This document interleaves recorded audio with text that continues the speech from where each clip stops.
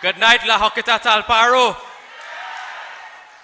Welcome to the honorable political leader, the best Prime Minister of Trinidad and Tobago, the next Prime Minister of Trinidad and Tobago, the Honorable Kamla Prasad Bisessa of Senior Counsel, and Dr. Bisessa. Tonight we meet my UNC family. After 35 years of struggle, after 35 years of labor, the United National Congress continues to stand tall, stand proud, and stand strong in Trinidad and Tobago, and nothing will move us. Nothing will move us. We have always fought for democratic principles. We have always fought for the rule of law. And for every single government, we have kept them accountable of upholding our Constitution, which is our supreme law. So tonight, I want to address you on some matters in relation to what is taking place in Trinidad and Tobago. Because you need to know what this PNM government is doing with our Constitution and our democracy. Tonight, I say that the PNM is trying to hijack our democracy by undermining our Constitution. They are hijacking our democracy by undermining our Constitution. We have several independent institutions in Trinidad. We have the courts, which is the judiciary. We have the EBC.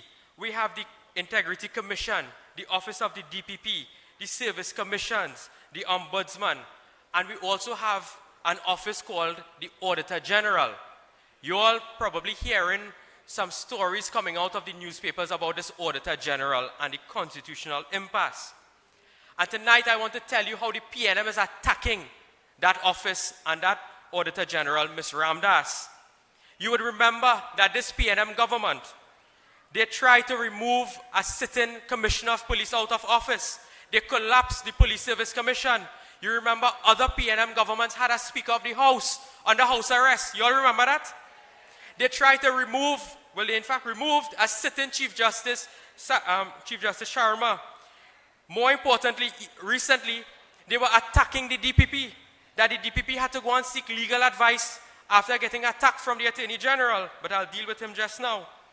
And then you have seen that the Prime Minister will attack judges because the judges are ruling against the government when the government break the law. So Rowley vexed that the judge say, you break the law. So I go in and say the judge wrong. That is what Rowley's policy is. That is a galloping dictatorship in Trinidad and Tobago. And under the UNC, we will stop that dictatorship. But you must give us the mandate. You must give us that mandate, that political mandate, to remove this PNM government out of office.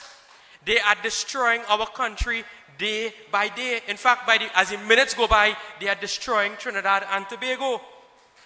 But what we must understand is the Auditor General's role. You would observe when we are in the Parliament, we spend about 7 to 8 days trying to pass the budget. And you know the budget is not small money. That is billions of dollars. That is in excess of $65 billion we pass to allow the government to spend this money so that they could fix road, build school, police station. Now, we're passing that budget, but nobody knows where the money go in. So that is why you have the Auditor General to check the books. So if the government got $60 billion, she will go through the whole year of finances, the accounts, and she will find out whether or not they spend the $60 billion, where they spend the $60 billion. So that is a check and balance. That is accountability with respect to public office. So the Auditor General must receive the accounts for Trinidad and Tobago at the end of January. So the financial year will end in September. We're clear on that, right? We have to understand what is taking place. So the government has about 4 months later in order to give the Auditor General the accounts, to check the books, to make sure what they were allowed to spend, they actually spend it. So for the last financial year, which is 2023, the government submitted accounts to the Auditor General on the 31st of January. It was properly submitted then. No problem. But however, 2 months later, the Ministry of Finance picked up the phone and called up the Auditor General and said, whoops, that account we give you in January, it's short by $2 billion. $2 billion, eh? Look, we're going through the kahani here, the story. We're going through the story. She picked up the phone, she said, look, we're missing this money. We have to check back some books. So So the ministry went back and they started checking the book, the Ministry of Finance. When they realized it's $3 billion now. So busy the Ministry of Finance, we're talking about the accounts of Trinidad and Tobago. They start sending the Auditor General WhatsApp message to tell her, hey, we make a mistake with the accounts. Pull back that one and take this new one, but we're not sending it to you yet because we still have to check it. That is what they were saying on the public record. And you know who confirmed this? You know it have a man called Limo? Amo and Limo. Look, I have the letter here in my hand. Amo went and gave the whole story of what happened. That they were sending messages and they were calling, they were hounding the Auditor General to accept these new accounts with new figures. So first you tell her, listen, the amount of money the country collect in the last financial year was 60 billion. But we now check back with numbers, the records, and we found that we really collect $63 billion. But they tell you this on WhatsApp. Imagine that, right? Then they say, okay, we have everything in order. They went and they burn a CD now. And they give the Auditor General a CD with the new accounts. When last time they used a CD? When last time they used a CD? And Imbert is telling this country and want us to believe that $3 billion missing because they put new technology in the BIR office to scan, check, and put it up on the system and digitize, but them burning CD and giving them the public accounts. You all believe that?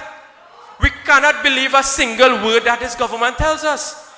So the Auditor General said, no, I can't accept these accounts because the law says that I can only accept the accounts as at January. That was the cutoff date. Then they sent her this letter, the same lawyer letter. The Attorney General threatened her. They said, if you don't take this, if you don't accept these accounts, we're going to take it to court. Really? Well, the lady, she said, okay, I'll look at the accounts. So they sent her some new accounts now. And they sent this in around April or so. But you know when they did the accounts? In January. They were backdating the accounts of Trinidad and Tobago. You know what that is? That is unlawful, that is illegal, that is fraud. That is fraud. So the Auditor General said, okay, I'll send my auditors in the ministry to find this $3 billion are they talking about. You know when they went in the ministry, you know what the Auditor General found? She found nothing. She could not find the $3 billion. So that is why today $3 billion is missing in revenue in this country. So the question is, where the money gone? Where the money gone? That is what we have to ask this government. And busy, they're running the parliament. So the Auditor General, she signed off on the report, and she sent the report to the Speaker of the House, the President of the Senate, and the Minister. That's her duty in law. So when we met in Parliament the Friday, the Speaker called on Minister Imbert to lay the report because the report is on a table in front of the Speaker. When she said, Minister of Finance, this is what Imbert did. She said, Minister of Finance, again. I don't know if he was short of hearing or whatever it is, but the Minister of Finance did in fact disrespect the authority of the House. Could you imagine if one of us did that, what the Speaker would have do to us? They would have pelted me out of the Parliament long time, you know. But Imbert was allowed to disrespect the authority of the House. He disrespected you because that is the people's house. Then they come to extend the time for the report, but the report completed. What are you extending the time for? What are you extending the time for? The Auditor General said, if I can't find the money, they come for an extension of time. To do what? To tell us they can't find the money in September this year? It makes absolutely no sense. And that is why the Auditor General today is fighting back. They are sending her legal letters. They have about 3 or 4 different lawyers. She went and hired Anand Ramlogan. And when that happened, right? When that happened, more like he started to sweat. So he said, before I was going to pay legal bills, but when I hear Anand, I as a senior counsel, I'd have to go and get advice from a senior counsel, but I could pay your senior counsel. That is exactly what happened, you know. So he wasted money getting advice to see whether or not he should pay Anand. That making sense, Trinidad and Tobago? That not making no kind of sense. And this is the kind of people Rowley have running our country. We must get them out. La Horquetta Talparo when the election date is called. Take La Horquetta Talparo out of foster care and put it in the care of the UNC. Put it in the care of the UNC. So let me put the Auditor General issue aside because that is a burning topic. But I have another matter that I wish to raise with you here tonight. I have in my hand a copy of a memo from the Office of the Commissioner of Police, Ms. Erla Harewood Christopher. And this memo has a subject and it's called Request for Consultation and Stakeholder Comments on the Firearms Control Bill. So they want to change the law for gun ownership in this country. But here what they want to do. They want to do two special things. I wish if I had more time here tonight, I would have given you all the whole story about what they're doing.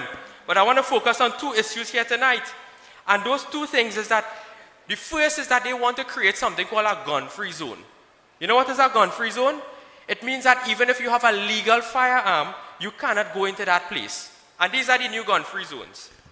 The Parliament, courts of law, schools, colleges, universities, childcare centers, places of worship, community centers, banks and other financial institutions, taverns and bars, and any government building that is deemed to be a free zone, a gun-free zone. Now, let's analyze this thing. So a businessman going to the bank to withdraw money, where he going to keep his gun? He can't go in the bank with his gun, you know, because that is a gun-free zone. And you know who will know that? The criminals. So what you are doing is that you are increasing the risk of this man getting robbed. Because the criminals know when he leave the bank, he have no firearm on him. Because the firearm either home or it's in a police station. Agree? So that is what they want to do. They are exposing people to risk. Imagine a businessman or somebody who has a firearm. Get a call here on the road. He has his firearm on him. Listen, your son in school, he probably get beat up because we know what's going on with the school violence. He can't go in the school with that firearm. He have to go in a police station first, go home first, and then go in the school to treat with the emergency. That is what they want to do in this country. They want to create gun-free zones. What they are doing is that they are cracking down on legal gun ownership and allowing illegal gun ownership to spread rampant to this country. So it makes no sense to have a legal firearm in this country anymore. So that is why when Kamala Persad-Bissessar says to free up the regulations and stand your ground, it means that you have to protect the citizens. Because what Rowley and his government want to do through this bill is really water down your ownership of a firearm. Imagine you have to go to church in the night, or you go to the temple or the mosque, and you're going home in the night. The bandit know you don't have no firearm with you, you know. So you know where's your position. And that is the risk that they're exposing people in this country to. And that must stop. Look with the issue with the schools. When they were shooting around the school, you all remember the Rose Hill RC school? When the children were under the table? What it was, a man with a legal firearm shooting? It was an illegal firearm. Where are the policies to get the illegal firearms off the streets? That is what we have to ask this government. It's not about the legal ownership of firearms. It is the illegal ownership of firearms. Then they want to have a new thing called, something called the Firearm Licensing Board. So in the country, the law is that the Commissioner of Police will be the only person who can give you a firearm license. They now want to introduce a board. And what they're saying in the letter is that, this is what Amo is saying in the letter. He said the establishment of a firearms licensing board to limit the discretion of the Commissioner of Police granting license. So what they want to do is that when this board make a recommendation, the Commissioner of Police have to rubber stamp that recommendation. Who you think they put in on that board? Who you think they put in on that board? They put in their own P&M operatives there on that board to grant firearm license. Why are you taking out that power from the Office of the Commissioner of Police? Because what? You don't get a commissioner you don't like? Is that the problem? That is not how our democracy runs. We have to respect the rule of law. And we will stand our ground on this particular piece of legislation. Because this piece of legislation, they should take it and throw it out in the dustbin. That's what they should do with this. Because this limiting the Office of the Commissioner of Police and exposing people to additional risk in this country is a recipe for disaster. And we will stand with the law-abiding citizens of this country. We have already indicated our policy. We are going to introduce laws to stand your ground so that we could fight back against the criminals. Are you all in agreement with that? And the only way that could happen is under the leadership of Kamla Persad-Bissessar and a new UNC government. So I thank you very much, Horquetta Talparo.